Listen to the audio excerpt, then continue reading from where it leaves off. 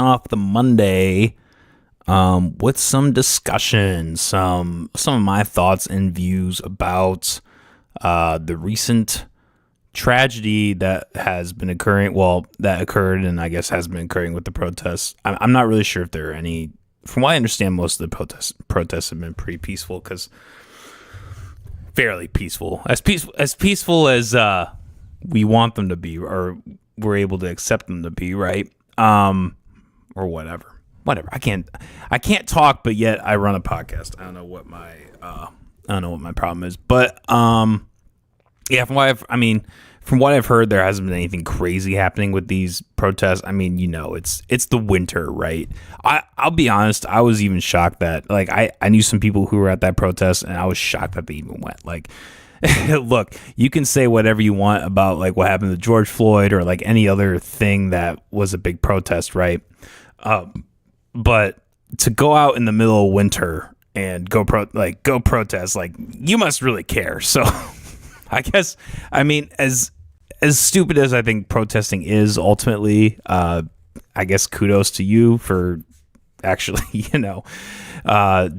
doing what you think is right, despite the climate. So, but regardless, I didn't have any notes. I don't know how long this will actually go. If you guys have anything you want to drop in the chat that you want to talk about, or want to get my input on, or questions or whatever, feel free to do that. I'll get to it at some point before the end of the episode. But this is obviously the big news, and I wanted to address this in the last episode. Because I could be going on these spiels about Trump and Venezuela and all this stuff, but, like, what I really care about, and I preach this all the time, so sorry, but, like, at the end of the day, what I really care about is what happens locally. And, Minnesota, Minneapolis is by no means in Iowa, but I mean, it's a 3.5 hour drive. It's pretty close to where we live, or at least the people who live in the state and are listening live, where I live. It was kind of similar with George Floyd, that there was something about when that happened that really kind of hit close to home, like, in a literal sense, because it's like this. I mean, this happened mere hours away, right? So, I mean, I think whatever you want to say about that situation, I mean, that affects you, right, in a certain way.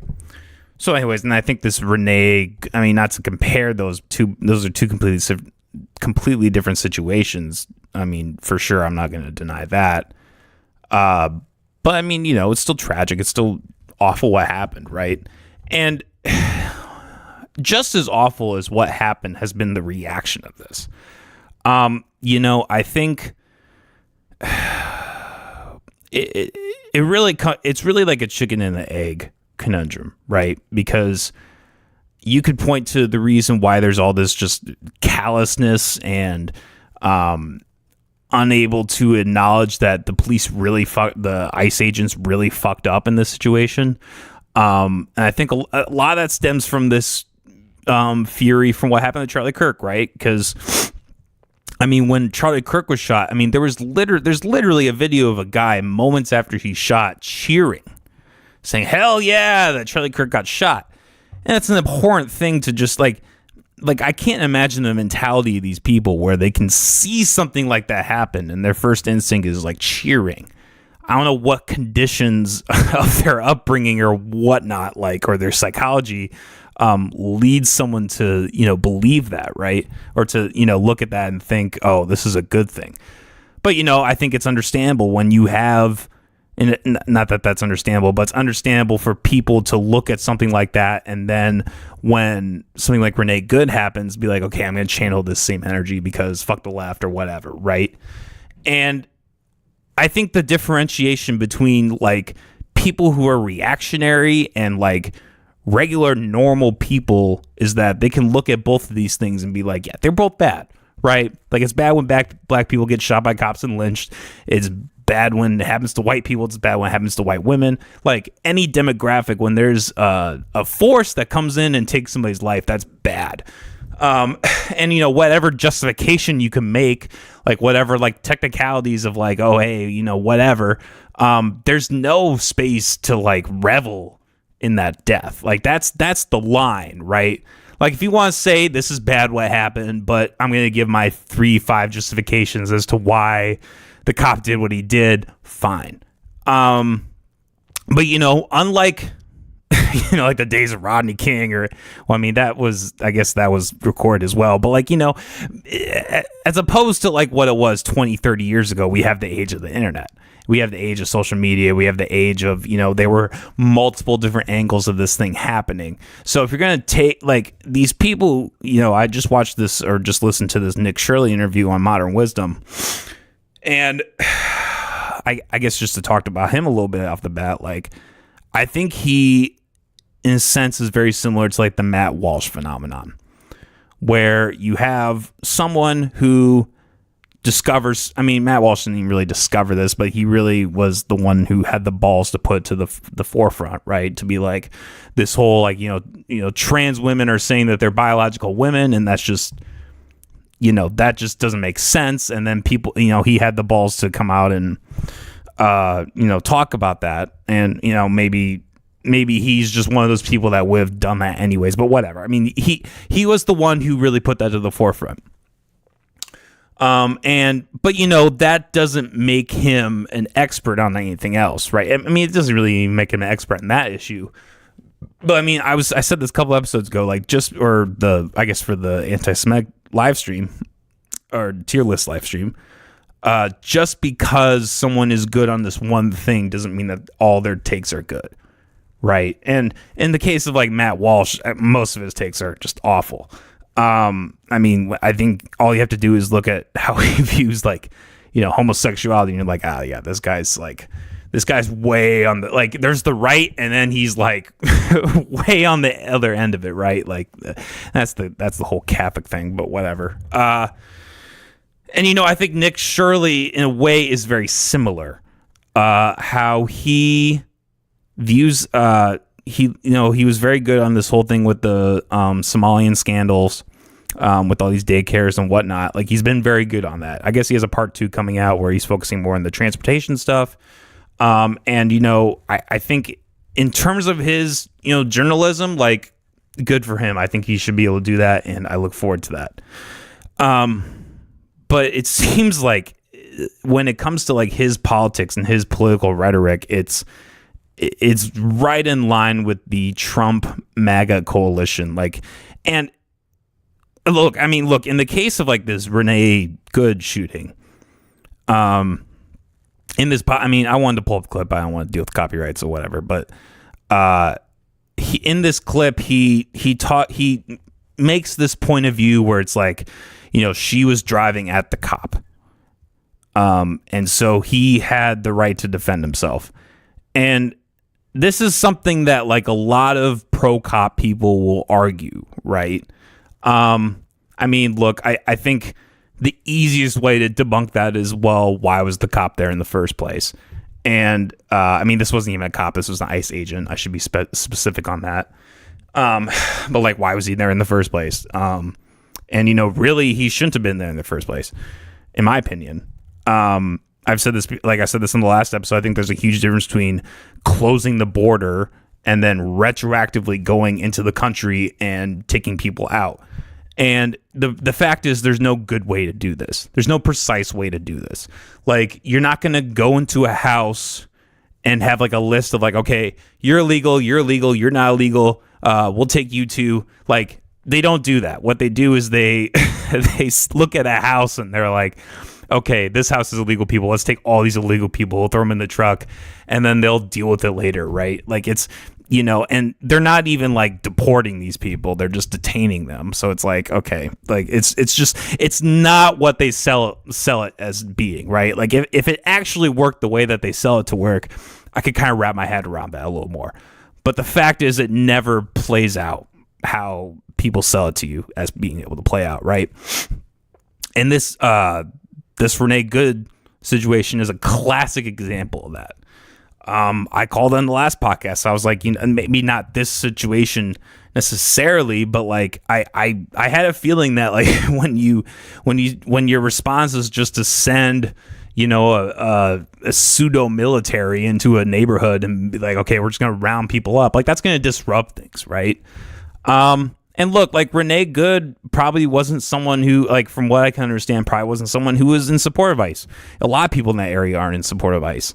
So, like, what the hell do you expect? Really, do you think that's just going to be clean? Like, if you have a population that doesn't want something, and then you go in doing the thing that they don't want, that's going to cause problems, right? It's one thing if it's the other way, because then it goes a little smoother.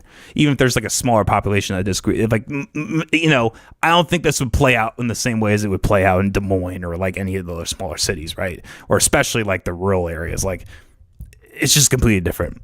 So, anyways, I think people that have this are saying this stuff where it's like, oh, the cop was like in fear of his life, so he had to shoot her. If you watch I mean, and look, maybe I should have done more due diligence before doing this episode. But from the videos that I saw, I mean, for one, okay, in terms of like, and I'm not even talking ethics, I'm just talking like strictly what is the smartest thing to do. If you're ever in a situation where they're police and they give you an order, follow it. Always follow it. It's wrong. It's wrong. It's going to be wrong. You're going to sit there thinking this is bullshit. But let me tell you, man, like, as someone who, you know, has family members and not myself personally, a background in law and politics and all that, but like someone who understands this stuff very well, like, it's so much better for you to just take the cuffs, go to jail. Don't say shit. That's the number one thing. Don't say a fucking thing. The moment you're detained, say one thing only, and that's, I want to talk to my lawyer. And that will get you out of 90+% of whatever situation it is. Because if you, let's say you like get pulled over with pot, right? Like, if you confess to having pot, you're done. You're done. They have you. That's a confession. If you don't say that, you have a way better chance getting off of that shit. So anyways, I mean, and like trying to maneuver that or trying to get out of that is just dumb. Like, you're not going to win. Okay.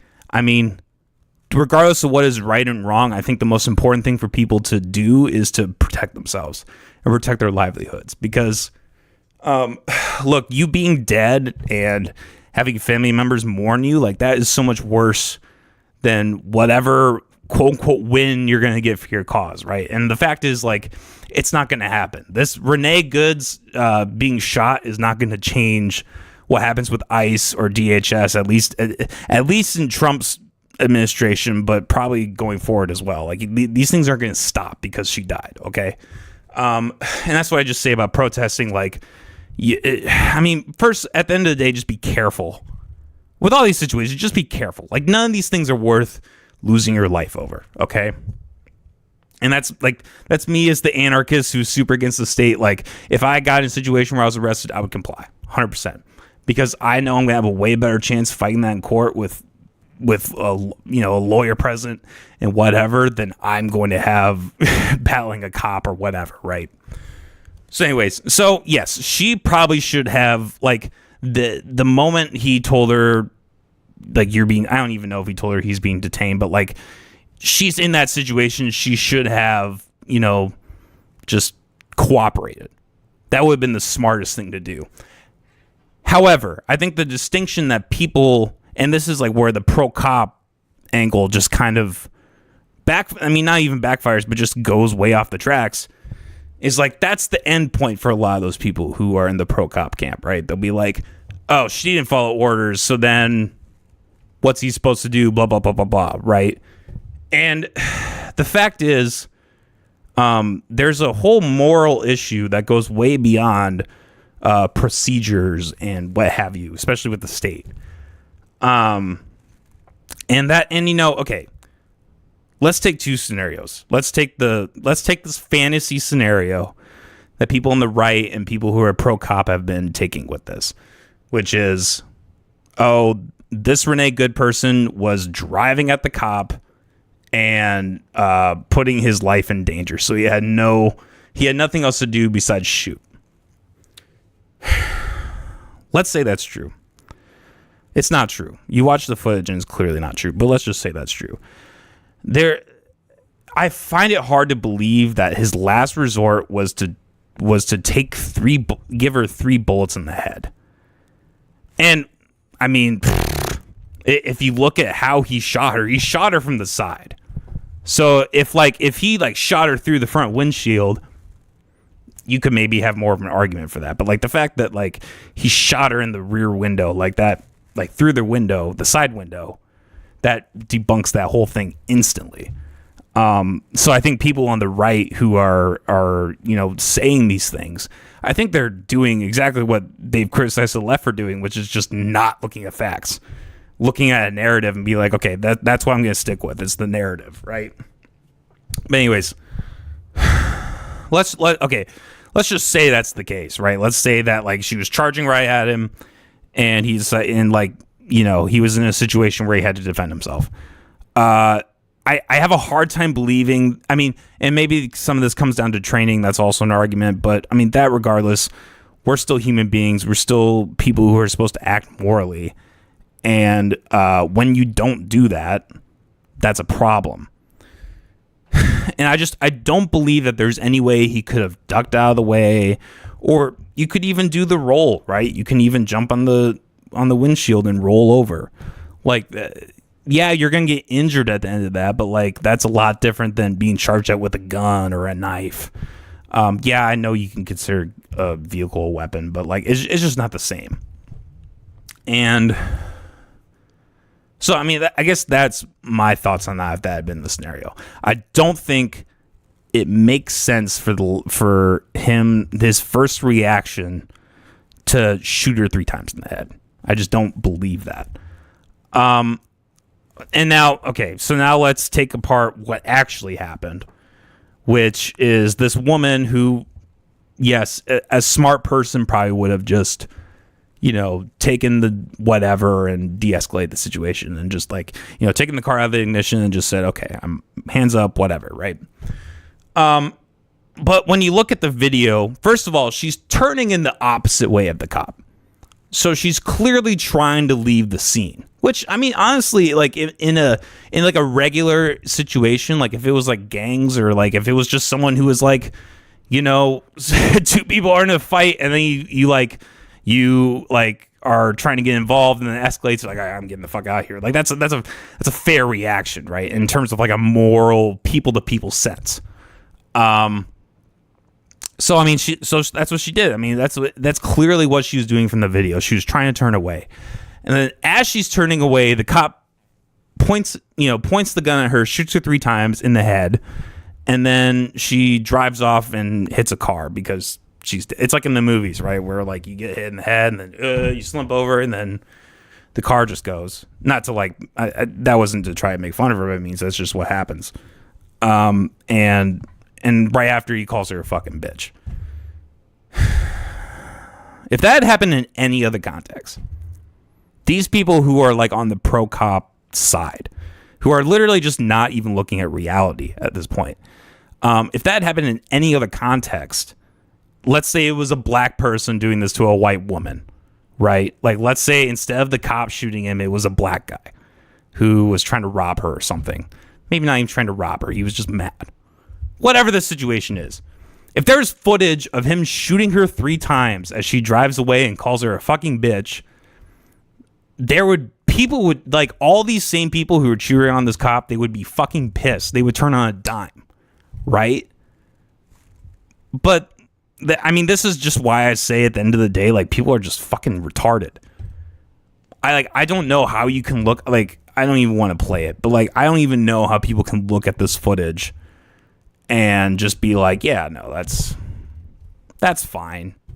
That's okay. That's just the ICE agent doing what he's trained to do. And that's another thing, right? Like, these people are supposedly trained in Israel. Like, like you would think, like, look, like at the state cop level, I can kind of understand the whole training argument.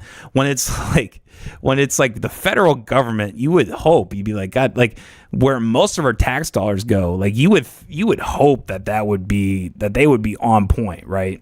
But I mean, they're just not. And I think this is like another thing that a lot of people, I mean, not even really on the pro-government side, but like the anti-government side, the people who are like the conspiracy theorists, the people who think that like, you know, the FBI set up Thomas Crooks, or that the deep state is behind Trucker, or like whatever. Like, all the problem with all these conspiracy theories is they give the government way too much credit. they paint the government out to be like this really, you know, they've seen too many movies. You know, they played Black Ops too many times, where they think that like these elite squads like represent the entirety of the U.S. government. That's just not the case. Maybe there was a time where that was the case. It's certainly not the case now.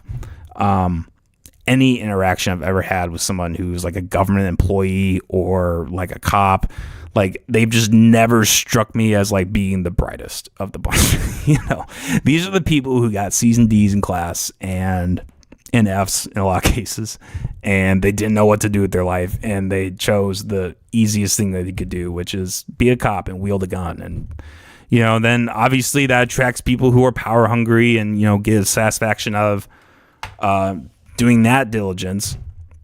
And I mean, and it's apparent from this guy who called her a fucking bitch at the end. I don't understand. Like, there's something about the morality and the mentality around thinking that after you shoot somebody, calling them a fucking bitch, that is positive at all, or that is acceptable at all. I think I've always said, like, I will always say this, like, if I was in a self-defense situation where it was either my life or his, and I was or like my family, you know, my partner or my dog's life versus them, and I didn't have to take a gun and take their own life, I would feel awful about it. That shit would haunt me for the rest of my life. And like when cops do this, that's how they should react. They should really be thinking like, oh, this is like the worst thing I've ever had to do, and this is gonna fuck me up for life. When you kill someone and you don't have that reaction, like I question your humanity. It's the same with the Charlie Kirk stuff, or like this stuff, how people just react in this really callous way, and not even callous, like cheering, like saying like, oh, this is a win, you know, like I don't understand what it is that has brought people to this point where, I don't know if it's media, I don't know if it's just like the messaging from the government, these corporate press entities. I don't know if it's these fucking Netflix stuff. Like, I don't know what it is that has brought people to this point where they're comfortable talking like this, and they're comfortable doing these things. It's astounding to me. Like, I don't understand why people are like that, or why people are doing this.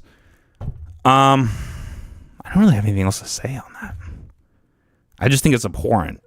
I don't really know much about the protests. I don't know if they're still going on or what not. But if they are, and you're like a part of it, like, be safe. And like, I think at the end of the day, I really hope this just teaches people a lesson that government intervention is not the answer. It's always an overcorrection. And in this case, it was an overcorrection in a way where we literally killed a U.S. citizen. And that's a problem. Like, and people always deny it. They're like, no, the federal government will never turn its own citizens. Like, we're seeing that in real time.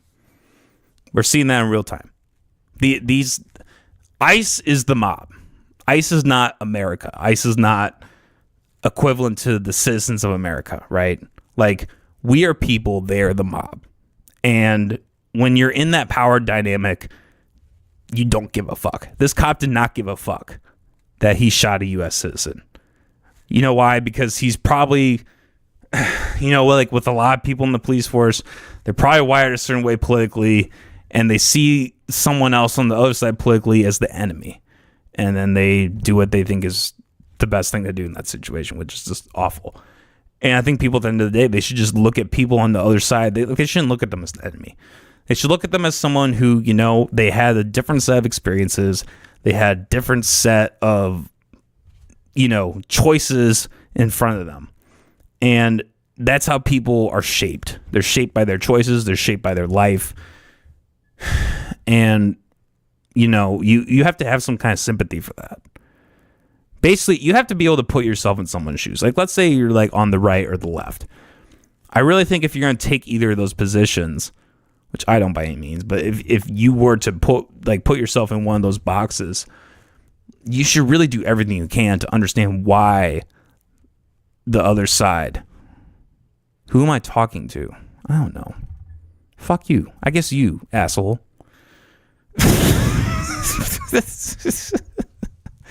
This is the start, people. This is the start of the YouTube stuff, the podcast stuff. This is when shit really gets kicking off, when you see assholes asking who I'm talking to. I don't know who I'm talking to. The left and the right, the people, the citizens, the people of Iowa. Fucking asshole. All right.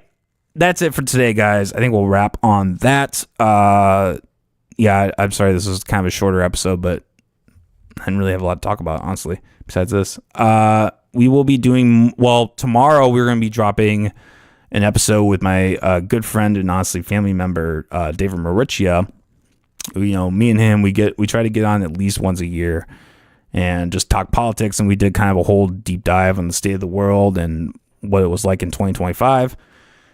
And kind of give our takes on that. So if anybody cares, you can definitely tune into that. Otherwise, we'll have more live streams later this week. Gaming live streams. I'm going to keep playing Baldur's Gate. Martin Luther King Day, Martin Luther King Jr. Day, however you say that. We are going to be doing an all-day live stream. That's the plan.